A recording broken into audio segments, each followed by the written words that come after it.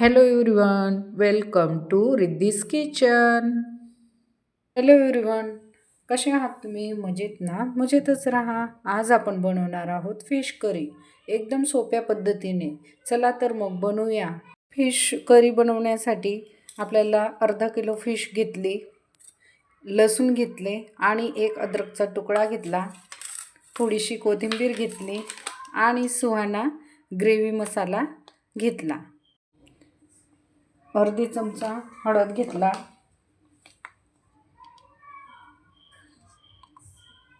2 चमचे चटणी घेतली, थोडासा मसाला घेतला. तर यात आपण अद्रकचा तुकडा घेतला. लसूण अद्रक हे चांगले बारीक कुटून घ्यायचे. बारीक कुटल्यावर थोडंसं आपण ग्रेव्ही मसाला टाकूया आणि परत बारीक कुटून घेऊया.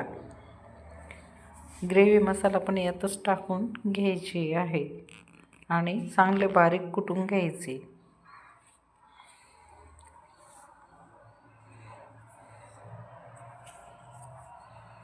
बारीक कुटून झाल्यास थोडं पाणी घालूया.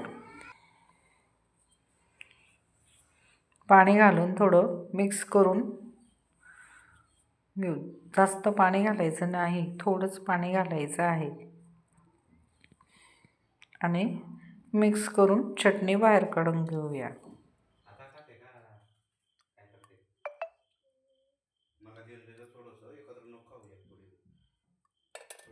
आपण जे लसूण अद्रक आणि ग्रेव्ही मसाला एकत्र करून कुटलेली चटणी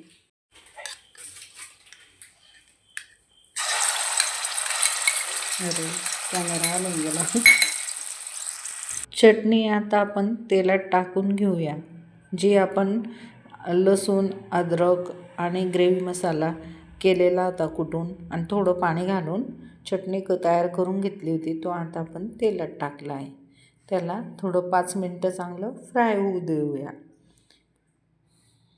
आता परत थोडंसं पाणी घालूया, जेणेकरून ती चटणी जळायला नको म्हणून.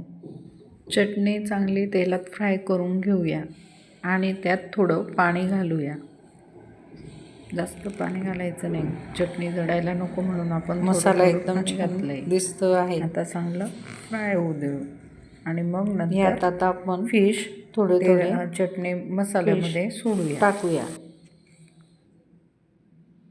फिश टाकून झाले की चांगले 2 मिनटं फ्राय होऊ देऊया.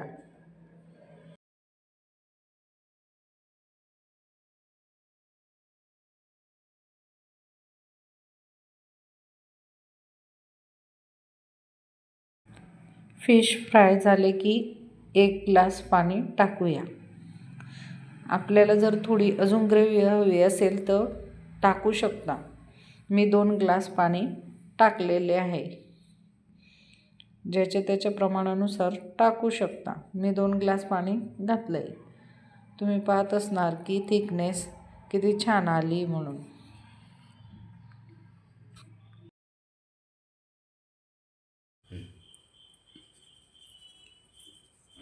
चवीनुसार आपण मीठ टाकून घेतलं आहे. आता मिक्स करून घेऊया.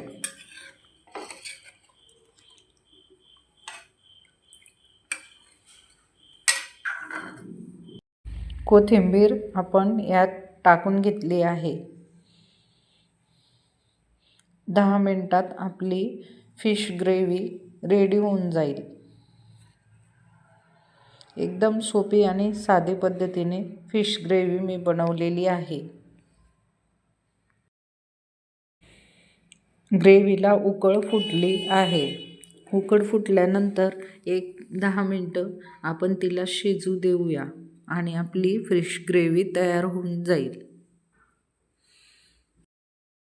ग्रेव्ही तयार होऊन गेली, गॅस बंद करून द्यायचा. जास्त शिजलं तर ते फिश गळून जातात.